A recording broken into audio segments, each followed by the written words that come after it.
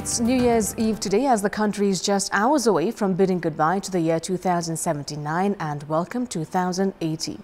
As the old adage goes, with the fresh new year, it's the time to the year to refresh and rejoice ourselves. New Year will always bring new hope, new resolution and new plans that lies ahead. And as we look forward to the new year 2080, the people in the country believe that the year will usher into better days by alleviating the prevailing economic gloom in the country. Good evening, I'm Sarah Sapsanama. Let's begin with the headlines of the hour. Government arrears added by 119 billion rupees in 1 year to reach 587 billion. Construction of roads failed to gain momentum despite numerous deadline extensions. National politics in year 2079, a riddle wrapped in an enigma. Economic indicators show slight improvement as the year ends. A consensus reached to elect Anjan Shrestha, the Senior Vice President of FNCCI. Shrestha elected unopposed with the support of other contestant Umesh Lal Shrestha. And Church Boys plays 1-1 draw with Friends Club at the A Division League. 3-star climbs to top 5, defeating Police 1-0.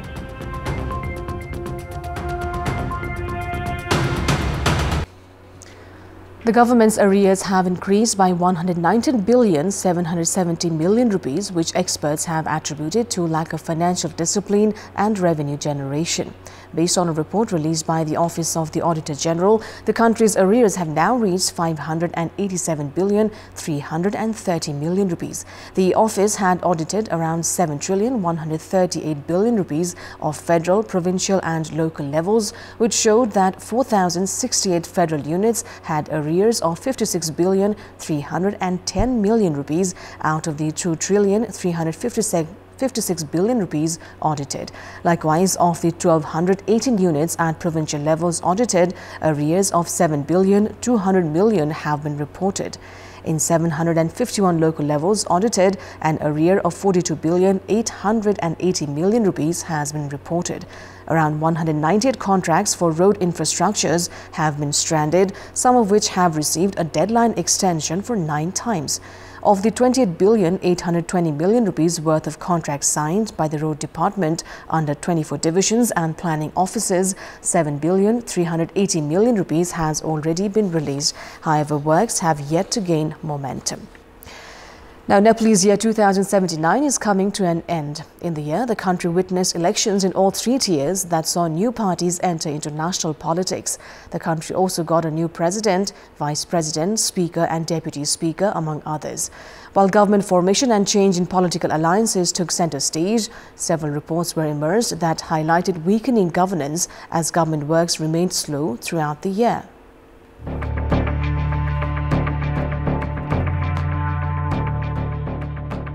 Nepalese year 2079 saw the general public vote for their representatives as local level elections were held in May and the provincial and parliamentary elections in November. Independent candidates produced shock results in major holds like Kathmandu Metropolis, Dharan and Dhangadi. The provincial and parliamentary elections held 5 months later saw new parties emerge to the mainstream. Rashtriya Swatantra Party, Janamat and Nagarik Unmukti made ways to the parliament, albeit the exit from the lower house of Rashtriya Swatantra chair Ravi Lamichhane over his citizenship debacle. The year also saw the making and the breakaway of alliances. Nepali Congress Maoist Centre Alliance ahead of elections split after an agreement between CPN-UML and the Maoist Centre that helped Pushpa Kamal Dahal take the post of the Prime Minister. Nepali Congress leader Ramchandra Paudel was elected the head of the state, while Ram Sahai Yadav from People's Socialist Party was elected the vice president. The House of Representatives got a new leadership and the National Assembly a new vice chair. The works of the Parliament and provincial assemblies meanwhile remained sluggish since the start of the year as the government failed to assign business. The judiciary operated under acting Chief Justice in the year as the impeachment motion filed against suspended Chief Justice Cholinder Samsher Rana could not conclude. The highlight in national politics towards the end of the year was Rashtriya Swatantra Party lawmaker Dhaka Kumar Shrestha engulfed in an audio controversy where he allegedly demanded for 20 million rupees bribe money from medical businessman Durga Prasad.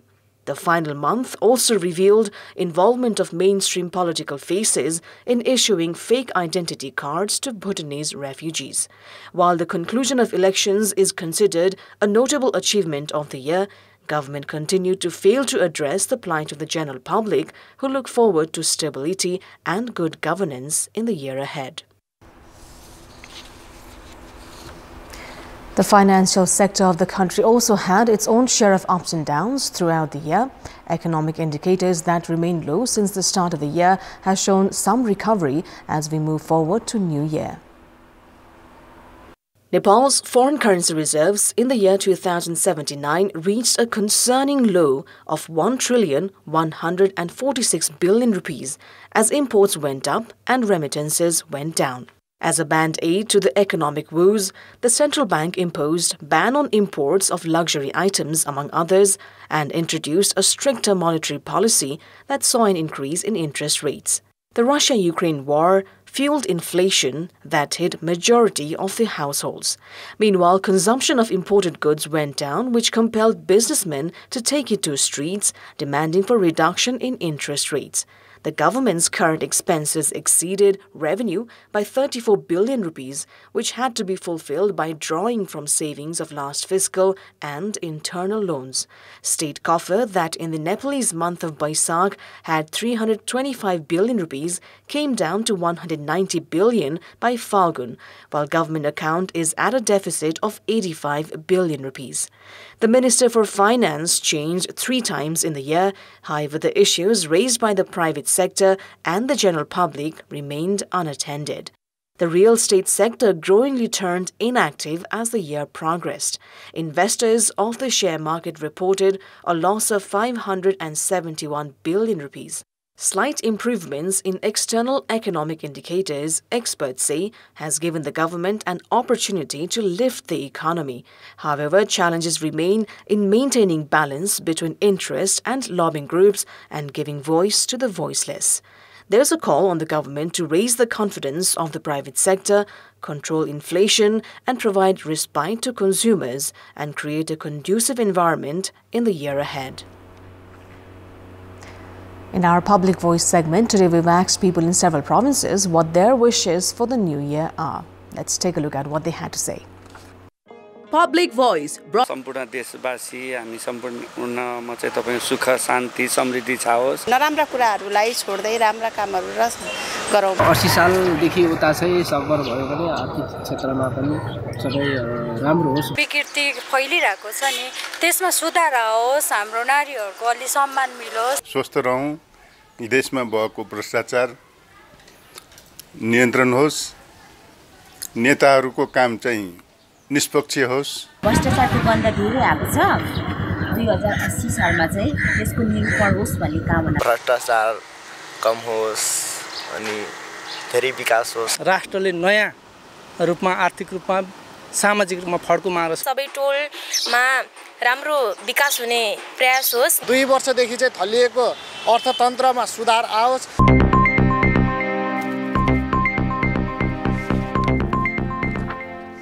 We'll take a short break here. More news coming up. A consensus was reached paving way to the election of Anjan Shrestha as the Senior Vice President of Federation of Nepalese Chamber of Commerce and Industries, the umbrella organization of the business community in the country. The other Senior Vice President candidate extended support to Anjan Shrestha, which ended the requirement to hold the second round of voting. Earlier, preparations had started to hold the second phase of election for the Senior Vice President, as none among the 3 contestants was able to secure more than 50% vote.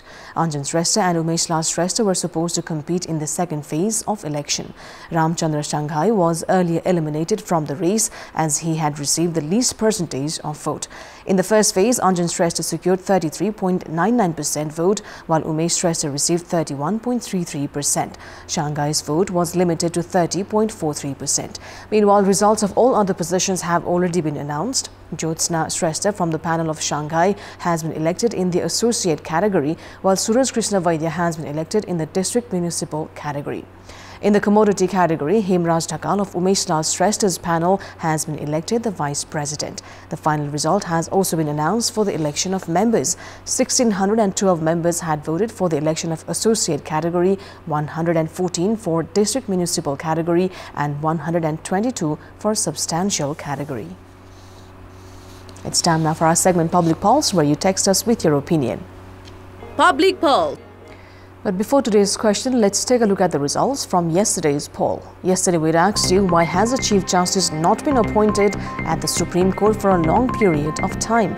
43% voted for option A, political ploy, 19% for B, ad hoc trend, and 38% for C, ignoring the judiciary. Yesterday's question, what should be the priority of new leadership of FNCCI? Your options are A, improve economy, B, raise investments, and C, coordinate with the government. The voting is on. Type NEWS, select your option A, B or C and send it to 34001 to share your opinion with us.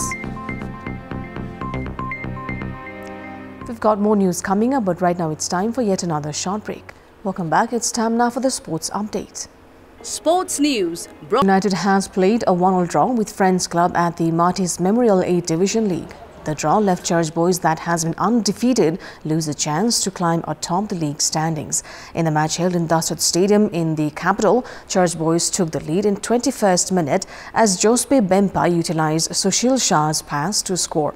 Amit Tamang converted the spot kick for Friends in the 72nd minute to give an equalizer. Church Boys have so far won 3 matches and played 5 draws and have 14 points, while Friends have 5 points and are in the 13th position. 3-Star climbed to the top 5 of the league table with 1-0 win over Nepal Police.